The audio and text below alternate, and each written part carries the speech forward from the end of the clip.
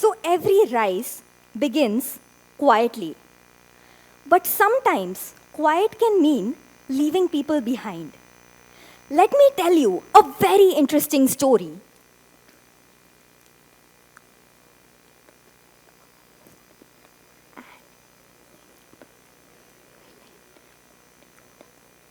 I'm sorry, was that uncomfortable?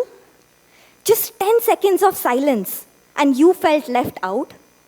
Now imagine what deaf people feel like every day. For them, this is not a temporary glitch. It is their everyday reality. In classrooms, hospitals, doctors' visits, job interviews, family decisions, entire conversations happening without them. Hello everyone, I am Aishwarya, and this is the problem that I have spent years in trying to understand and solve. When I was in 8th standard, my school had a separate section for children with disabilities. They were all learning under the same roof in a specialized manner. And what I saw was something beautiful, because even though each one of them was struggling with their own issues, they had found a way to connect. So for example, the blind child was best friends with the autistic child, and someone on a wheelchair always had a friend by their side. But then there was Atharv, a 6-year-old deaf boy.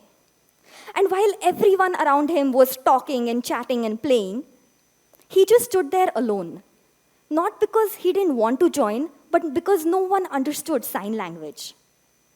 He wasn't shy, he was shut out. So I started learning sign language and asked him, "Will you be my friend?" And I still remember that moment because his face lit up. He was so happy. All he ever wanted was a friend to talk to. And in that tiny moment, I could feel the weight of being unheard. Yet, I still fully didn't understand the grave situation.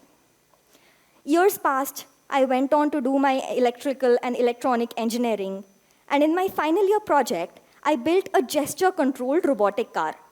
So instead of remote, you control it with hand movements. And then a thought occurred. What if this technology could be used to translate sign language in real time? Like Google Translate, but for sign language. It was just an idea, a rough concept, which I didn't take very seriously at the time until I witnessed something unforgettable. This is Disha, a woman very close to my heart. Deaf, strong, and fearless. In 2012, she became a mother. But unlike most mothers, she couldn't hear her baby cry. So she did the only thing she could. She kept watching him constantly. Because one fear never left her. What if my child cries and I don't realize it? So she barely slept, barely ate. And then one day, when she had stepped away just for a few minutes, she came back to see her 3-year-old child curled up, crying in pain. His appendix had burst. So she rushed him to the hospital, terrified, full of guilt, and tried to explain to the doctor what happened in sign language. But the doctor didn't understand. And for every extra second it took for her to be understood, her child cried in pain. And that's what broke her. Later that night, she told me, "I couldn't protect my own child. I have never felt so powerless." And I stood there feeling almost guilty, because this wasn't the first time I was seeing this problem. I had seen it years ago in a little boy named Atharv. And I had even thought of the solution, what it could look like. Probably that was one of my quiet beginnings that I had ignored. Because at that time it seemed too complex, too uncertain, and I had chosen the easier path to move on. But this time, I couldn't ignore it anymore. I chose to begin. Not with a startup idea, but with a question. What use is my engineering degree if I can't use technology to solve something as fundamental as communication? So I did what we engineers do the best. I made a clear plan. Step 1, build a smart glove. Step 2, translate sign language. And step 3, change the world. Voila! It sounded brilliant, but only on PowerPoint. Because the problem was, I wasn't listening enough. While I thought I was building the solution, I didn't realize that I was actually understanding the problem. So basically, we wanted to do 3 things. First, build a glove that translates sign language to voice so that Disha can speak for herself without an interpreter. So let me show you.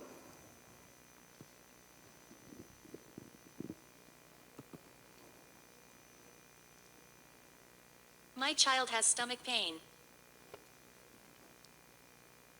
Please help. Second, that's it, thank you so much.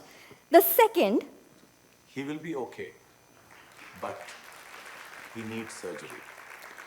the reverse of sign language, converting voices to text and sign language so that Disha can understand the doctor in real time.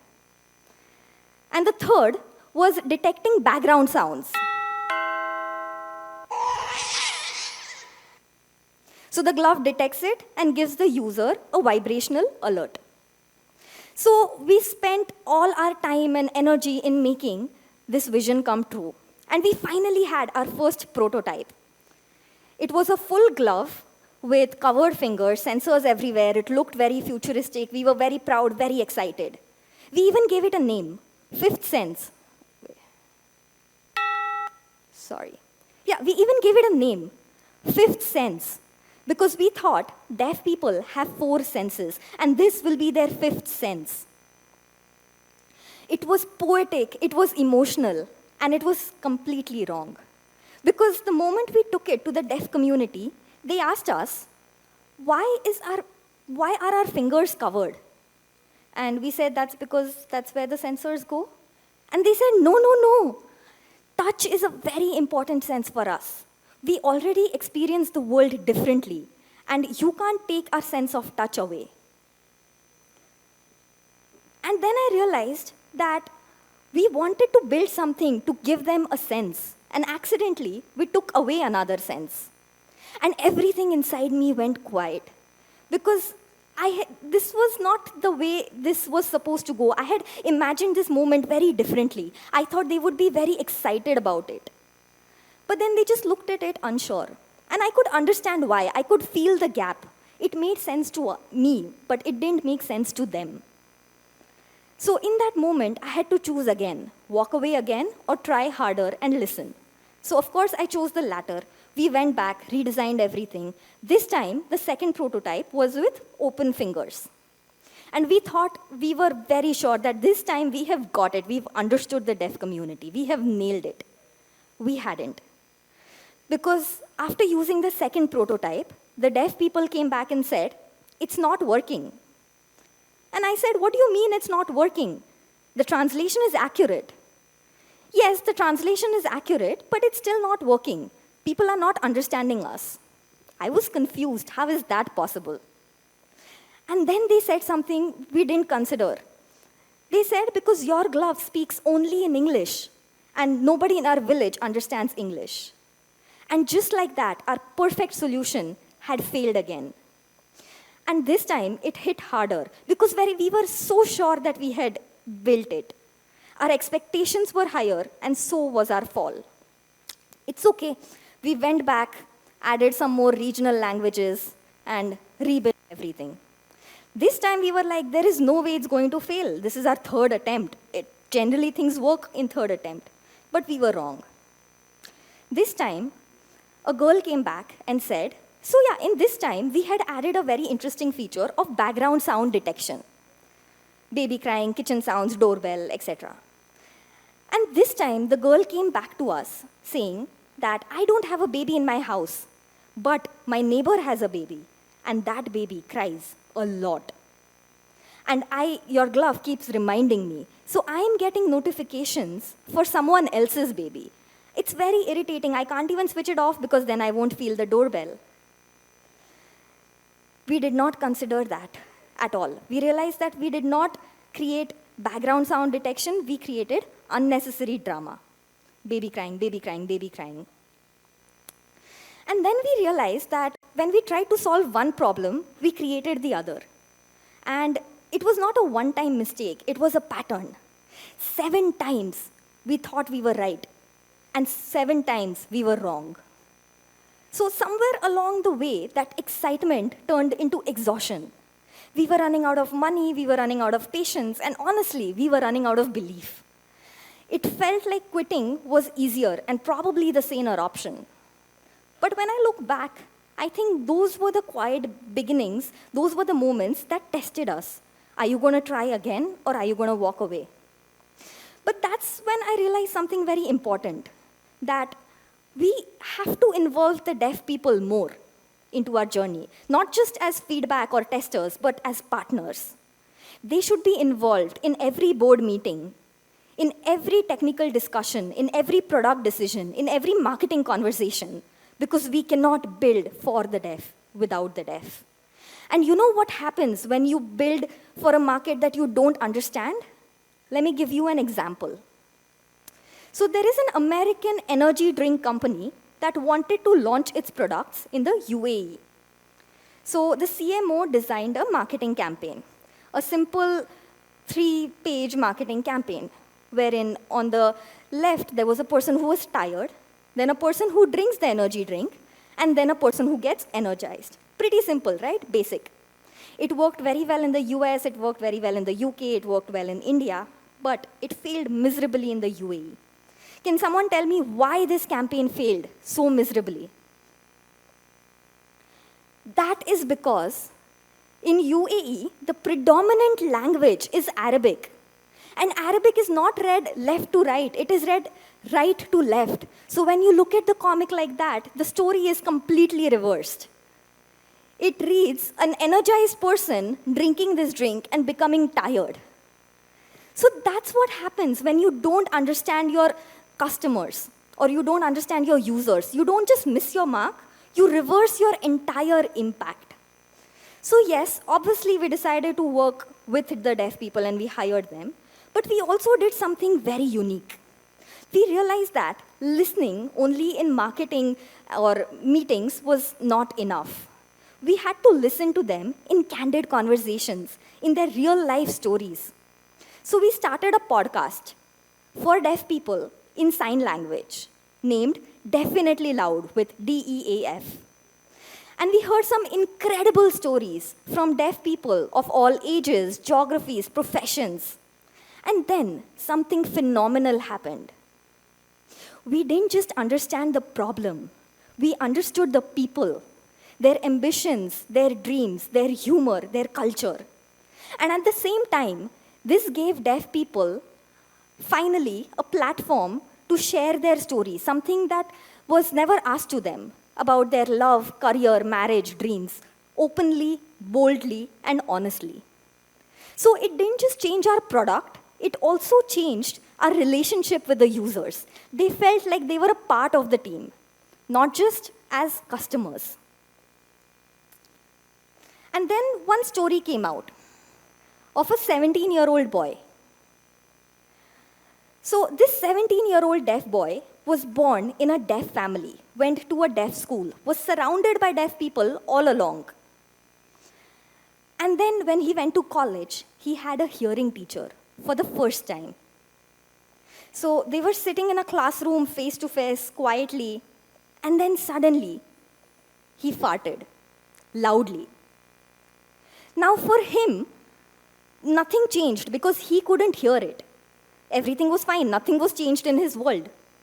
But for the teacher, she heard everything and became uncomfortable and said, "Hey, that's not appropriate." And he was confused and even mortified because that was the day he found out that this act makes a sound. He didn't know that before this. And then he said, "I'm so sorry, ma'am. I did not want to make you uncomfortable. I'm so sorry." And with a lot of sincerity and innocence, he asked the question, "But ma'am, how do I control it so that I don't make a sound? How do people do it?" And that's when I realized that there were whole parts of our world that we take for granted that did not exist in theirs. What was obvious to me was not obvious to them at all. So for the first time, instead of chasing the problems, I started seeing the world from their side. And that's when things started to change. That was our inflection point. Because after that, we got many national and global awards from Singapore, Croatia, Switzerland. And one of the most unforgettable moments was when I met the Prime Minister of India when I got the National Startup Award. I told him something very basic. I said, sir, आपके मन की बात 7 crore deaf लोगों तक पहुंच ही नहीं रही है. And then I showed him Meera, our 3D sign language avatar that translates voices to sign language in real time. And I saw his expression changed.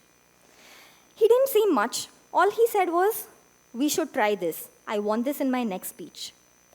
And then 2 days later, I got a call from the PMO office asking us to integrate it in his next speech at the India AI Impact Summit. And that was a moment when our dreams didn't just come true, they came alive. The years of struggle, the silent rework that we did, the sleepless nights, all of those quiet struggles finally paid off. I walked away with teary eyes and a heavy heart. And that's when I realized that the era of inclusion has begun.